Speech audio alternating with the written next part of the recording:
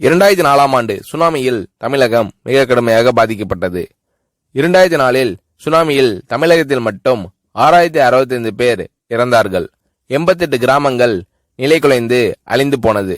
இந்த சூழ்நிலையில் அம்மா அவர்கள் எடுத்த நடவடிக்கையால் 10 கிராமங்களுக்கு ஒரு அமைச்சர், ஒரு IAS அதிகாரி, ஒரு PRO என்ற ஒரு குழுவை அமைத்து உலக வரலாற்றிலேயே இது போன்ற மீட்பு நடவடிக்கை இருந்திருக்காது என்ற அளவில் 3 நாளில் பாதிக்கப்பட்ட கிராமங்களுக்கு மின்சாரம் வழங்கப்பட்டது. குடிநீர் வசதி செய்து தரப்பட்டது.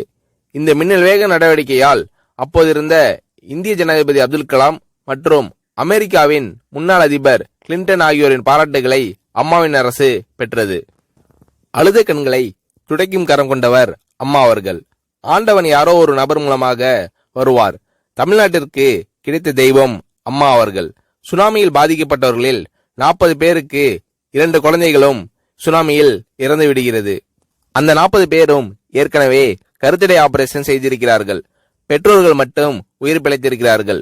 உயிர் பிழைத்தவர்களுக்கு இனி குழந்தை கிடையாது என்ற நிலையில் அவர்களுக்கு கருணைவு ஆபரேஷன் செய்து அவர்களில் பல பேருக்கு குழந்தை பிறந்து அந்த குழந்தைகள் இன்று பள்ளிக்கு சென்று கொண்டிருக்கிறார்கள்.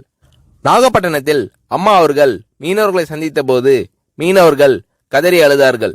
அவர்களிடம் அம்மா அவர்கள், நான் இருக்கிறேன், நீங்கள் கவலைப்படாதீர்கள், இழந்து போன உயிரை தவிர மீதி அனைத்தையும் நான் உங்களுக்கு தருவேன் என்று அவர்களுக்கு தேவையான அனைத்து உதவிகளையும் செய்து தந்தார் அம்மா அவர்கள்.